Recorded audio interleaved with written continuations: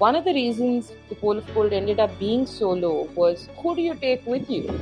I was planning to drive in the peak of winters to Onyapon on a road that is so little known about. The vehicle, if it turns off, that's it, you're dead. You won't survive more than 30 minutes of that environment outside. I was driving in temperatures of minus 60. 60 is the lowest I saw. It was extremely difficult. Again, that's when you realize the metal you're made of.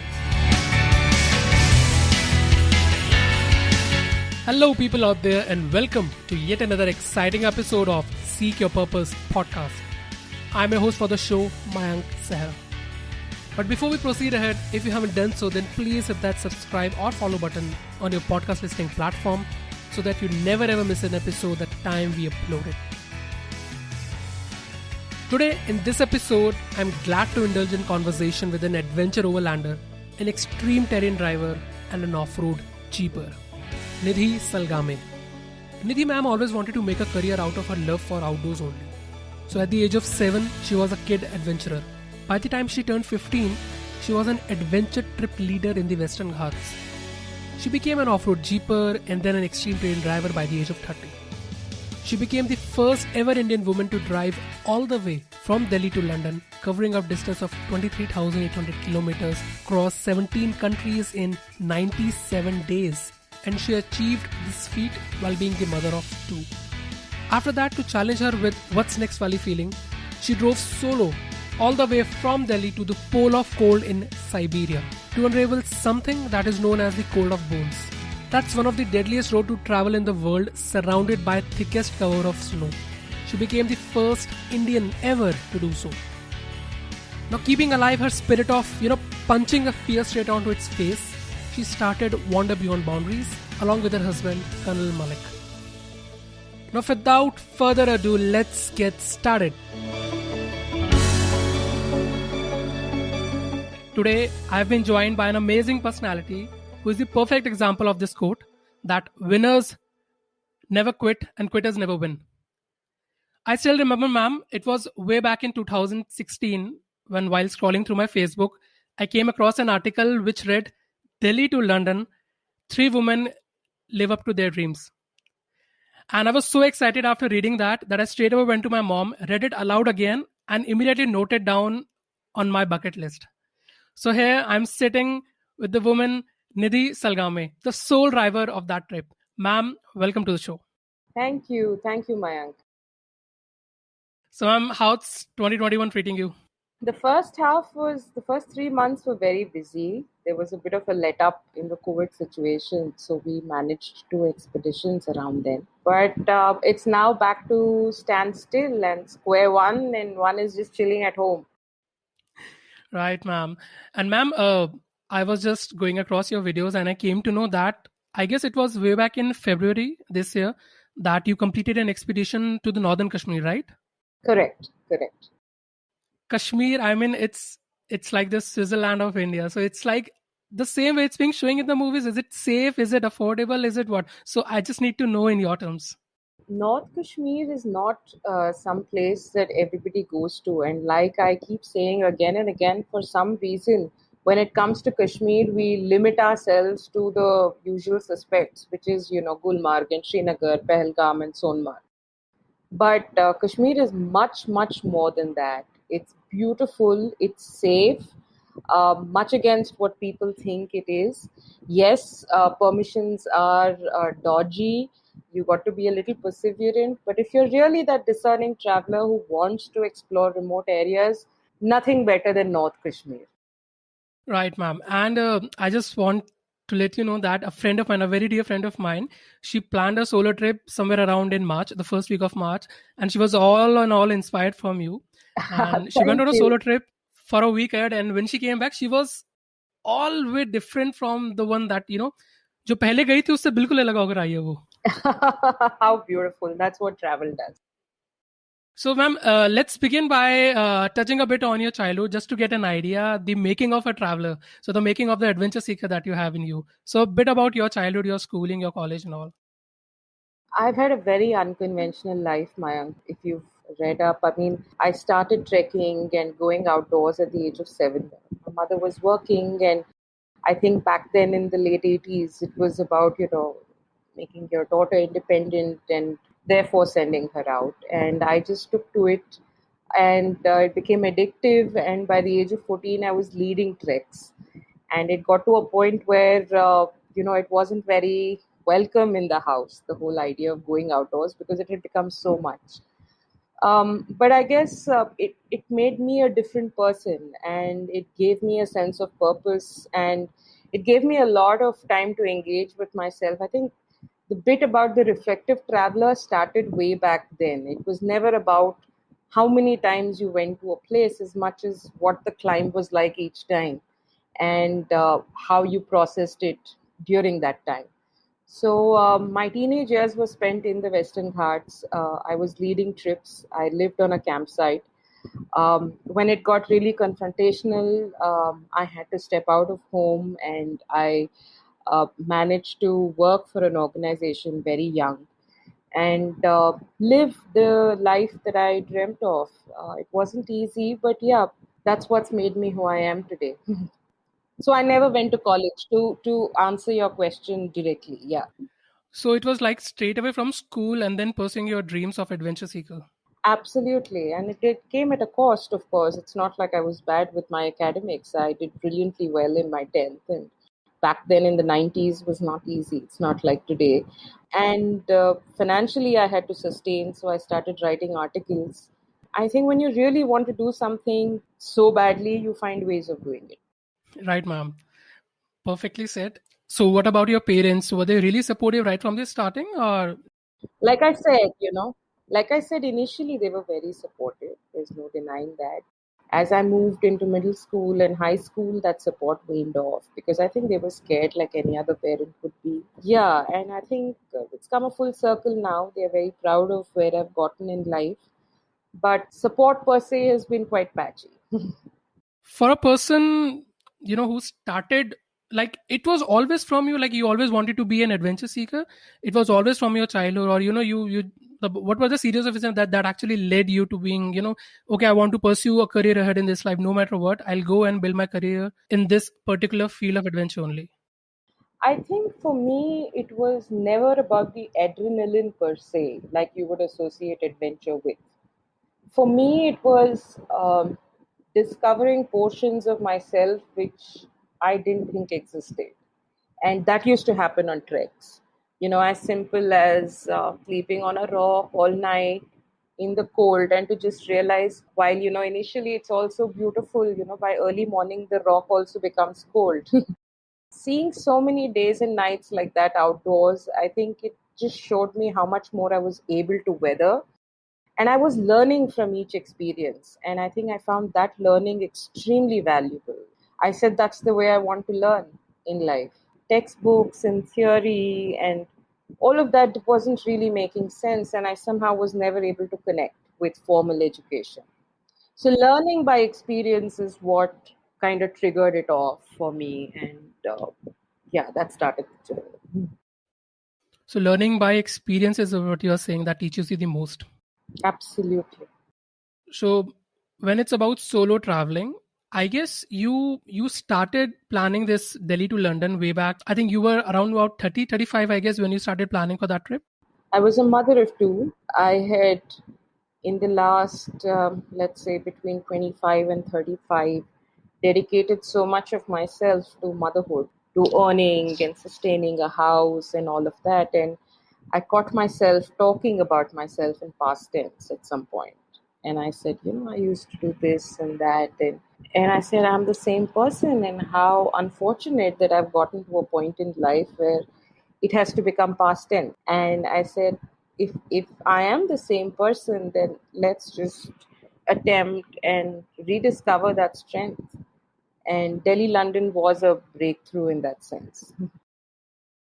So it was like the voice that was inside you kept on telling you, you know what, Nidhi, just go and get it done. Just go and what are you doing? Just go and just be back on track. Just tell yourself again to the earlier version of Nidhi and just go and seek it. Was it like Absolutely, that? absolutely, absolutely. It was a big part of me that was hugely unfulfilled. And More and more I thought about it. I said, if I'm raising children as an unfulfilled mother or a human being, they're just going to start believing being unfulfilled is part of the norm.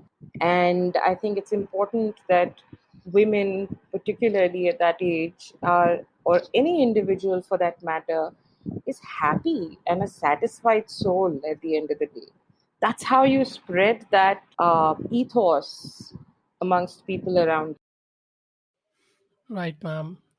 And ma'am, because I'm very much interested in knowing about that trip, because in 2015 and 16 I came across that trip, and I just had a break from my undergraduate. So while I was going to pursue my postgraduate, I was having a break, and then coming across such a trip, being started and being carried away by three women out and out alone. And the important part was that there was only one solo driver in that, who used to travel for around like 23,800 kilometers all the way through that. So how was the planning part being involved when you are involved in planning such an extensive trip?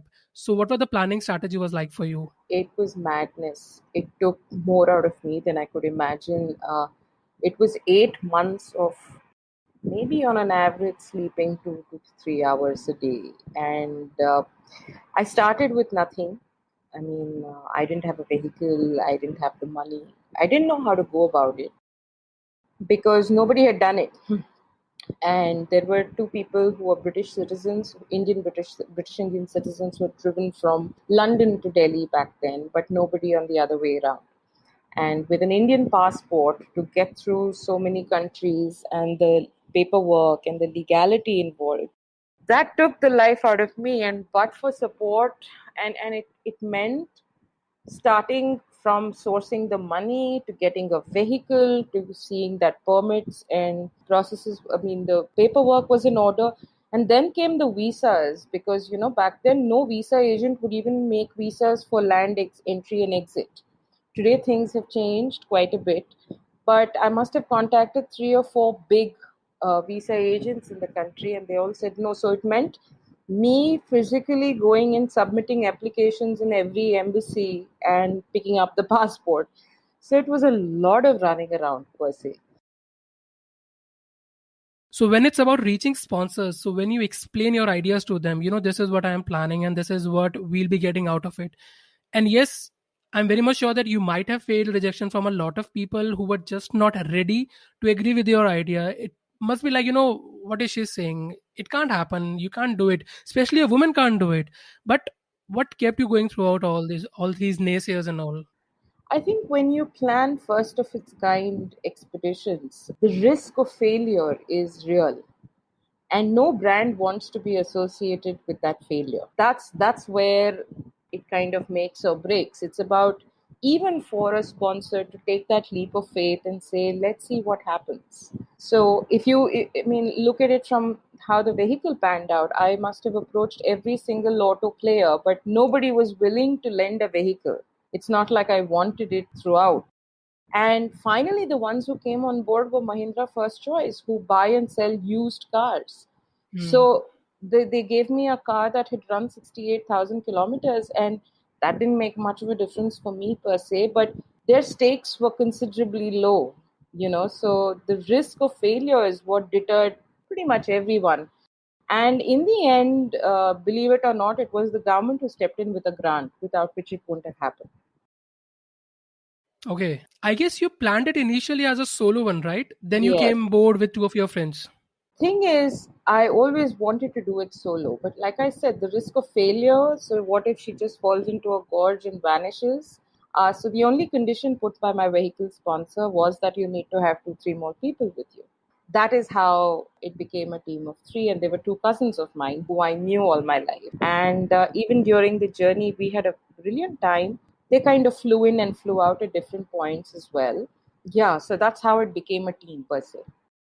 And what was the reaction of your family back then that, three women are going out on that trip for around like 90, 95 or 100 days? My family was hugely supportive, which was a huge blessing. My kids were extremely excited. I think the novelty kind of blew everyone away. The fact that something like this was doable. So initially, there's skepticism that then converts to excitement, and then it's anxiety when you're actually on the road. And when you succeed, nothing succeeds like success. Yes, ma'am. Nothing succeeds like a success.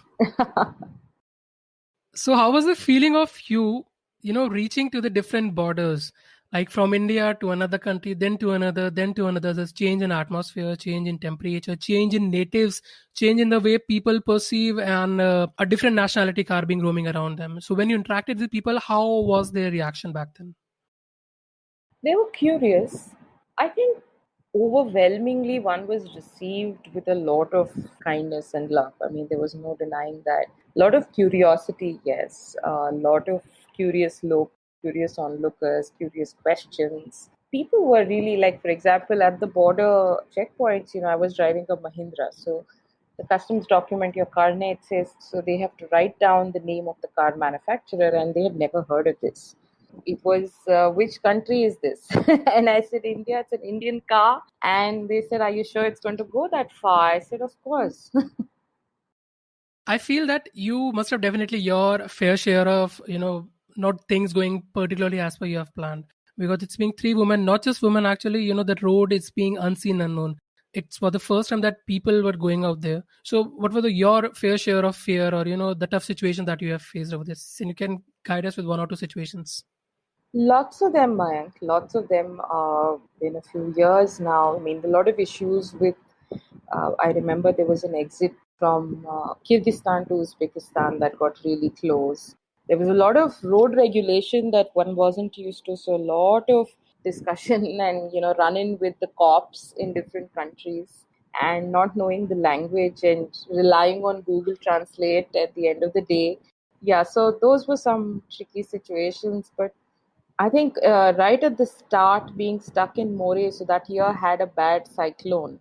Just dealing with paperwork, the visas expiring. I think that part really took over, and that was the stress more than anything else. Ma'am, I really want to know the real heart feelings that you might have had, once you reached London, and the feeling of satisfaction and the feeling of getting done with what I have planned in my mind. So what was the feeling?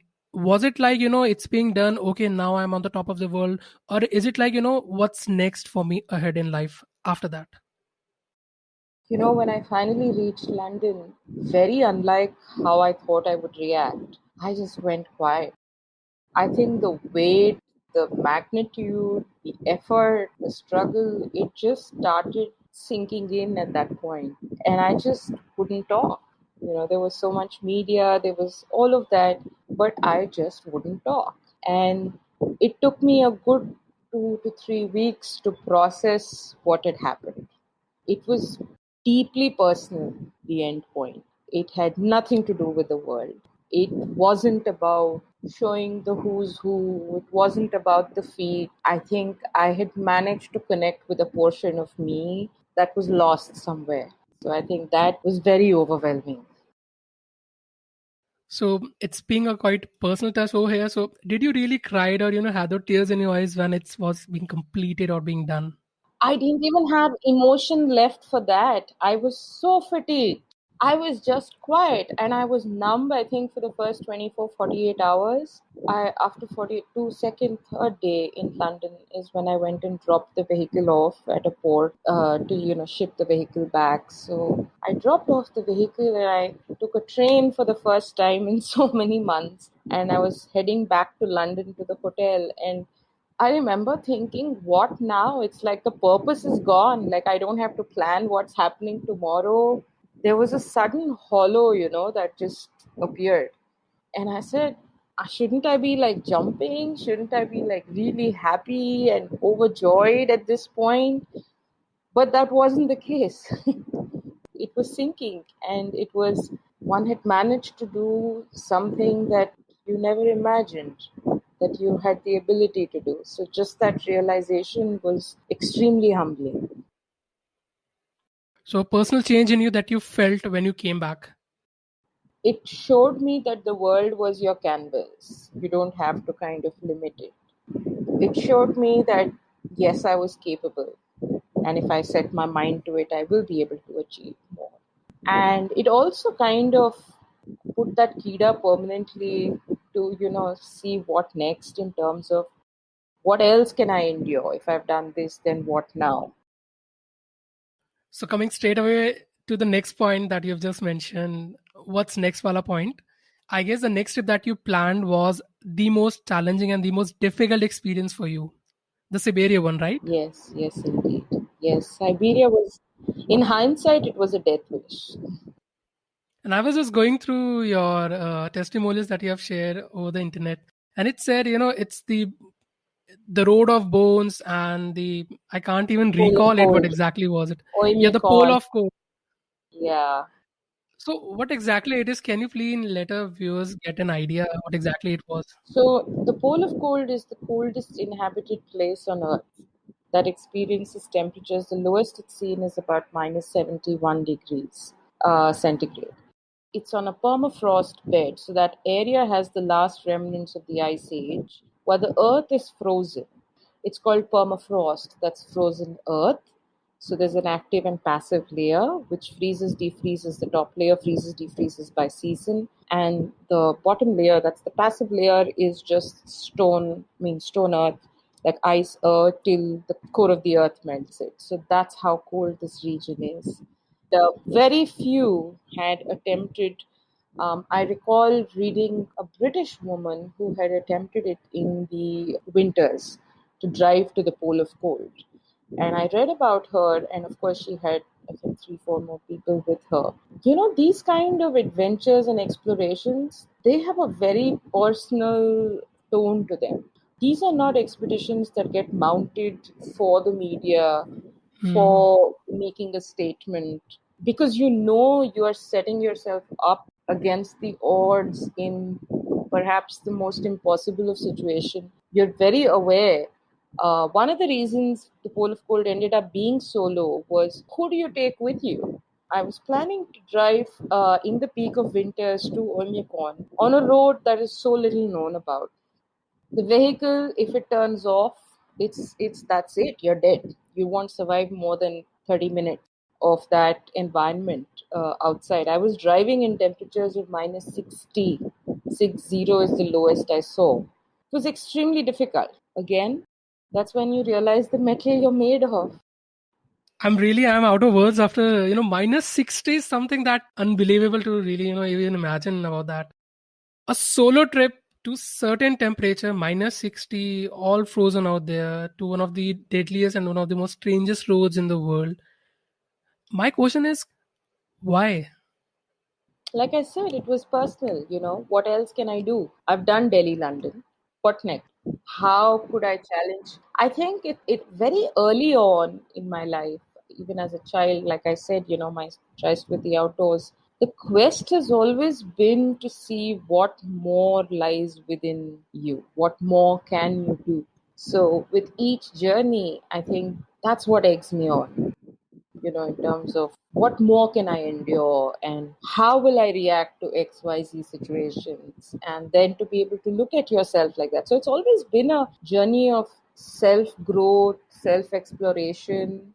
Of course, the canvas has been the outdoors and driving and expeditioning. And there might have been cases in which you might have lost connection, network, Oh, guidance, yes. where to head Oh, yes. towards. There were days when I would just cry because, it's one thing to be solo and quiet, but it's another thing to be in an extremely difficult situation and be alone. Through that journey of 28 days, I met nobody who spoke English. All the communication was restricted to Google Translate. And just something as simple as what you would take for granted otherwise, and just having a conversation becomes a privilege. And I think it just teaches you that life is so, that as human beings, you take so much for granted. Yes, ma'am. Ma'am, I want to have an idea that how do you prepare yourself, especially on the mental front? Initially, how do you are able to plan these things in your mind and then setting out yourself on the entire trip and then completing those trip? So I want to know, all the mental practices or mental muscle exercise that you do, that how you keeping you so strong over those years. I think it become a part of me. It's become muscle memory now. I mean, how one, it becomes a part of your DNA, to be honest.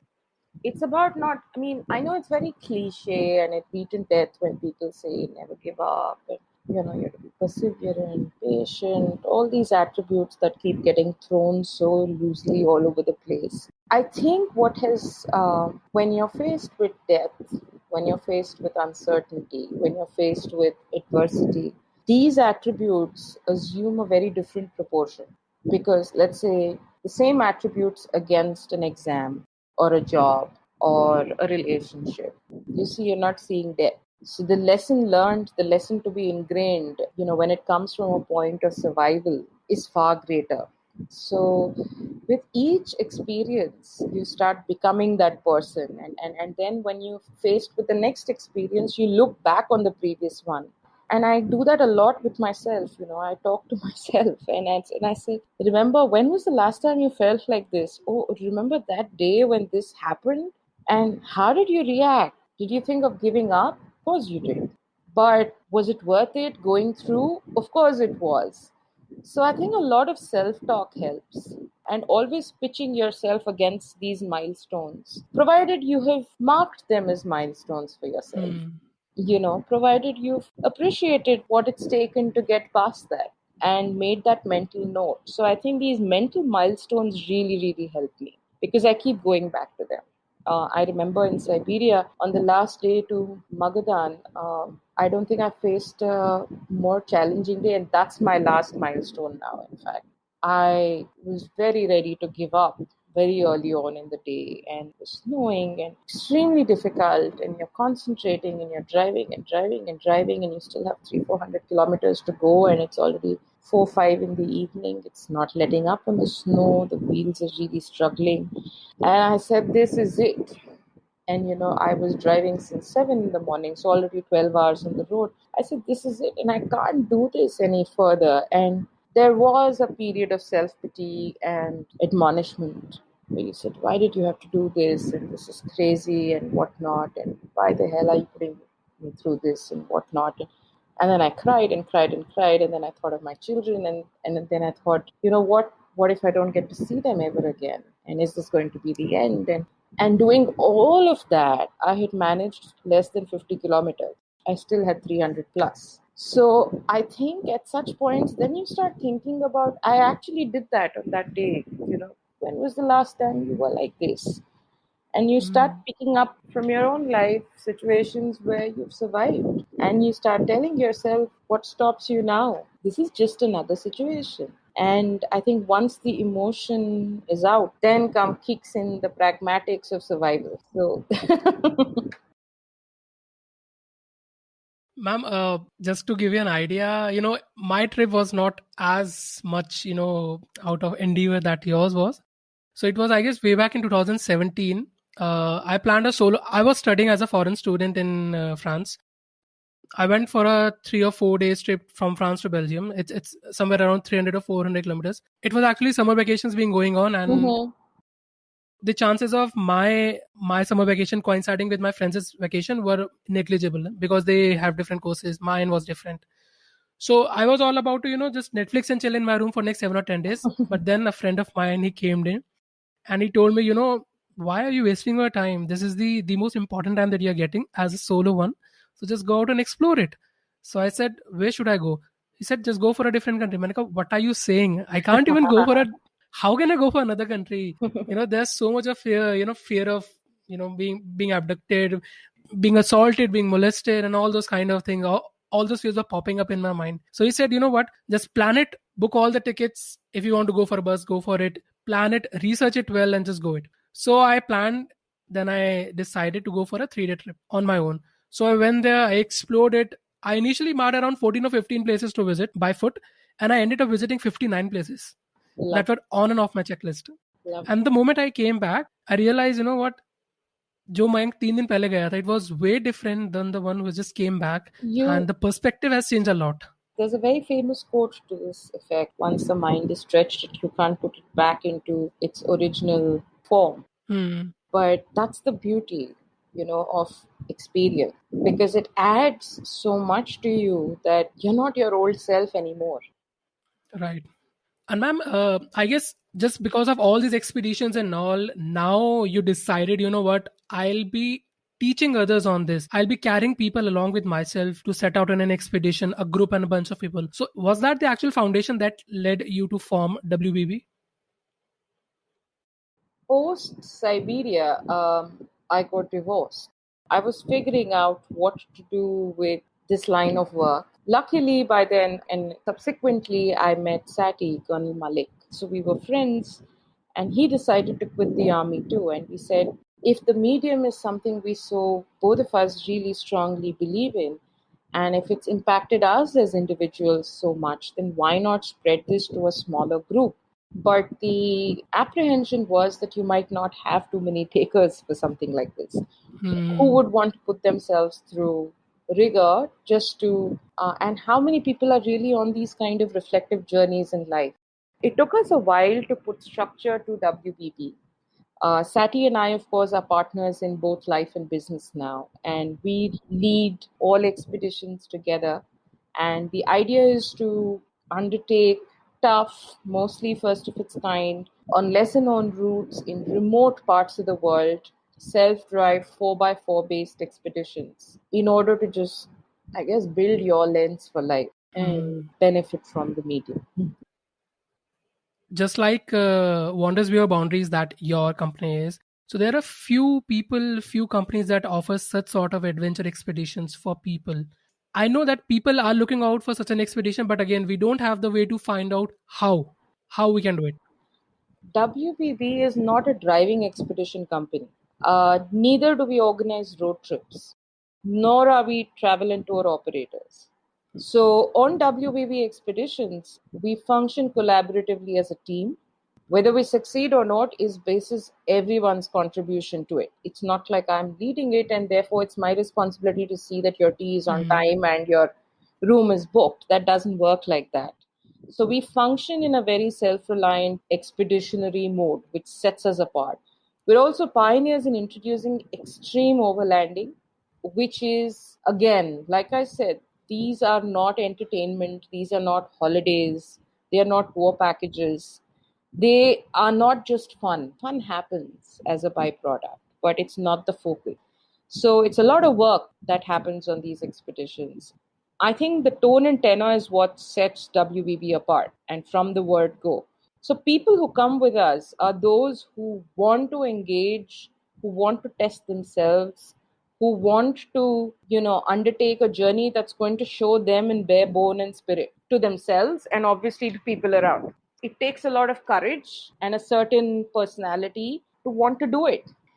Hmm. Thankfully, most of the WB participants are now like family, and we've become this really small, close knit community of people who are mostly in the age group, I must say, is about 40 to 55, 75. Okay. People who achieved what they want to, or people who are doing very well professionally, whatnot, but who want to do something more, who want that sense of challenge and who want to test themselves. For a WBB expedition, the only way you'll get to know about it is perhaps word of mouth. That's the only way you'll be convinced to come on this Hmm. expedition. Because I will not be able to communicate this intangible through any ad, through any campaign, through any of that. And secondly, Right. you can't really market it because it's not a product, it's grueling. So you're going to be paying for something where you're going to come and work Hmm. your ass off and then, of course, enjoy what comes along. And there's one more initiative that you have undertaken in this, which I personally like. I think it's our E4E, the Yes. Empowerment for Education. Like, Yeah. Expeditions for education. Siberia was the first. The Pole of Cold 16 was the first, wherein I tied up with. So, because I have the luxury and I end up reaching corners of the world where most people don't go, I felt that given technology today, and like I said, it all stems from the central thought that experience and first hand experience is where the learning is. So I said, if children, for example, an average school kid in India doesn't, I think knows Siberia as a country, as a region exists. That's it. Hmm. Beyond that, it's only if he or she wants to learn about the place will he have to make that extra effort. But the curriculum doesn't really demand it. But I feel that's where education is. That's what life is, to be able to, gather from these different experiences. So I had 18 schools from the country follow me virtually, and I would Skype with them while on the journey. Basically, to A, show them a land that they knew very little about. B, to also make them see up close what it takes to do something that's first of its kind. It's not all rosy. And to observe closely the journey of an adventurer. It's always, I've noticed more of late than more in the last 10, 15 years, I would say, people have started romancing this idea of doing something different, of doing, something that your heart is calling for, Hmm. and all of that. The romance is great, but there's much more that comes with it. And it's a lot of back-breaking work. It's a lot of disappointment. It's a lot of grueling stuff. It's a lot of give and take. It's a lot of consequence. And I think if you don't appreciate that, you live in dreamland, and that's it.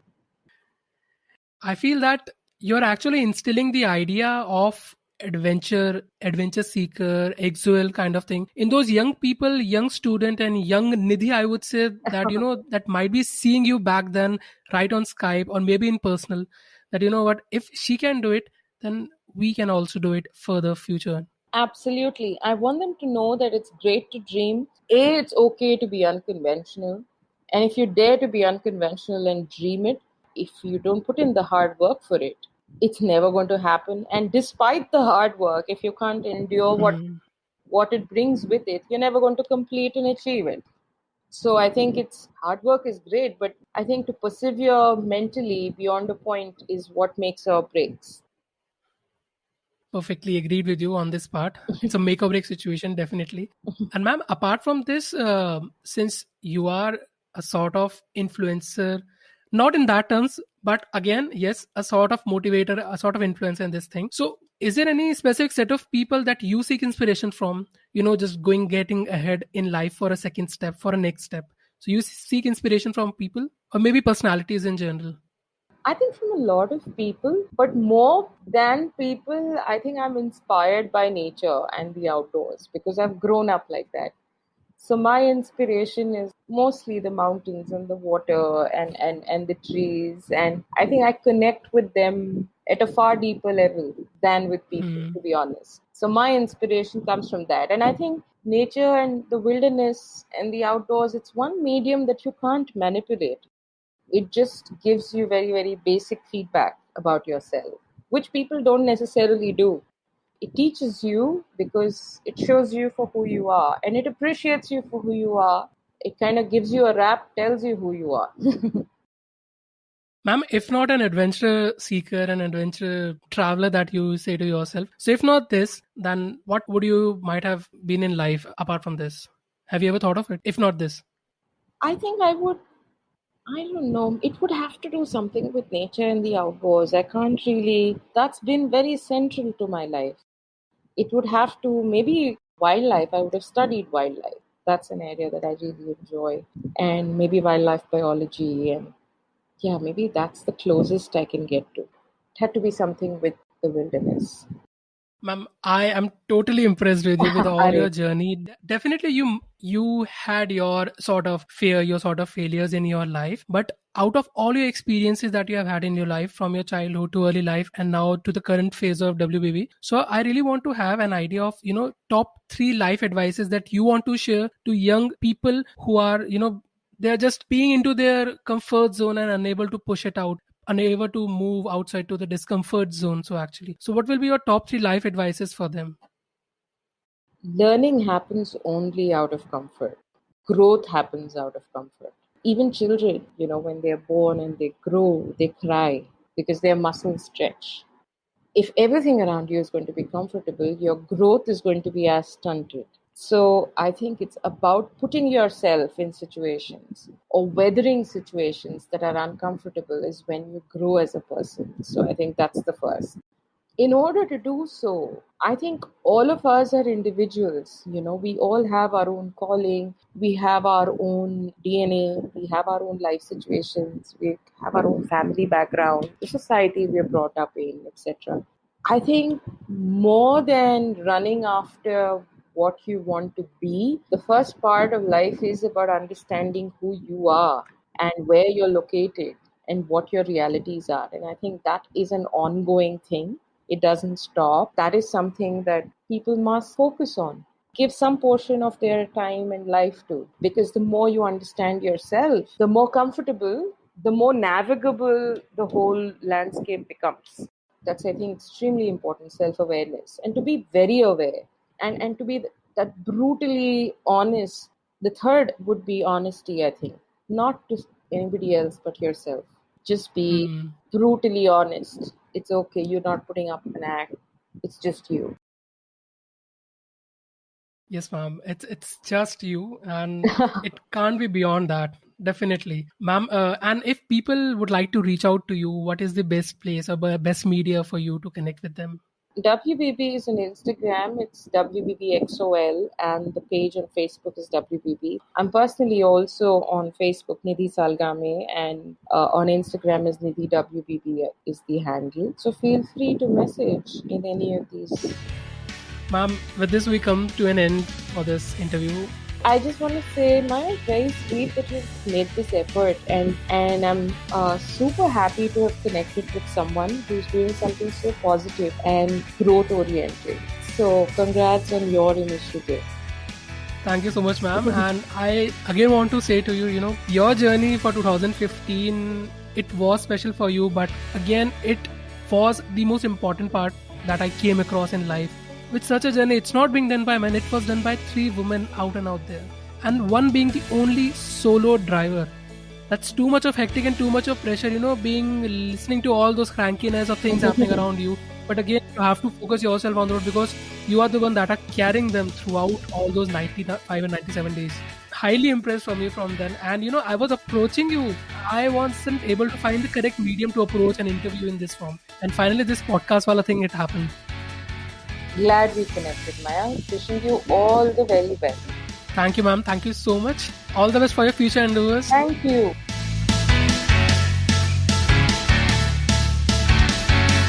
Thank you for listening to the entire conversation till the end.